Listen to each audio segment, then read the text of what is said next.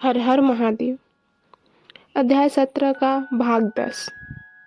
शिवलिंग को शिव मानकर, अपने को शक्ति रूप समझकर, शक्ति लिंग को देवी और अपने को शिव रूप समझकर, शिवलिंग को नाद रूप और शक्ति को बिंदु रूप मानकर, परस्पर सटे हुए शक्ति लिंग और शिवलिंग के प्रति उप प्रधान और प्रधान की भावना रखते हुए जो शिव और शक्ति का पूजन करता है, वह मूल रूपी भावना करने के कारण शिव रूप ही है। शिव भक्त शिव मंत्र रूप होने के कारण शिव के ही स्वरूप हैं। जो 16 उपचारों से उनकी पूजा करता है, उसे अभीष्ट वस्तु की प्राप्ति होती है, उसे किसी चीज की कमी नहीं होती है। जो शिवलिंगोपासक शिव भक्त की सेवा करके उसे आनंद प्रदान करता है, उसे विद्वान पर भगवान शिव बड़े प्रसन्न होते हैं। 5, 10 या 100 सपत्नीक शिव भक्तों को बुलाकर भोजन आदि के द्वारा पत्नी सहित उनका सदैव समादर करें।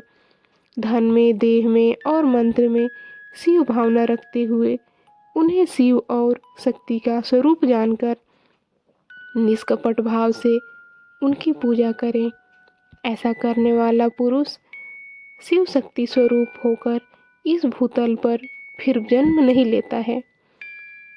शिव भक्त की नाभि के नीचे का भाग ब्रह्म भाग और नाभि से ऊपर कंठ पर्यंत तक का भाग विष्णु भाग और मुख शिवलिंग स्वरूप कहा गया है।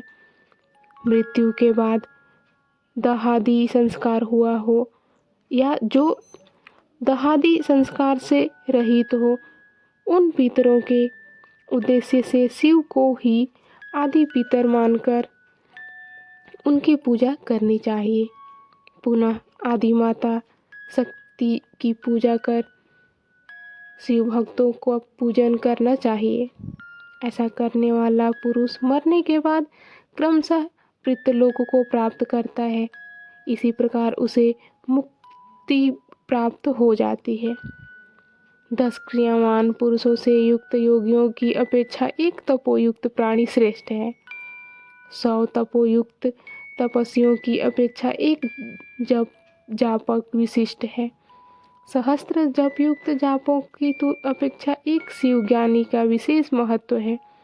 1 लाख शिव ज्ञानियों से शिव का ध्यान करने वाला एक ध्यानी श्रेष्ठ है और करोड़ ध्यानियों की अपेक्षा शिव के लिए एक समाधिष्ठ श्रेष्ठ है।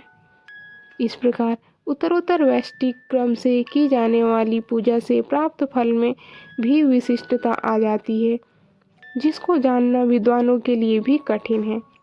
इस कारण शिव भक्ति की महिमा को कौन मनुष्य जान सकता है। जो मनुष्य शिव शक्ति और शिव भक्ति की पूजा भक्ति पूर्वक करता है, वह शिव स्वरूप होकर सदैव कल्याण को प्राप्त करता है।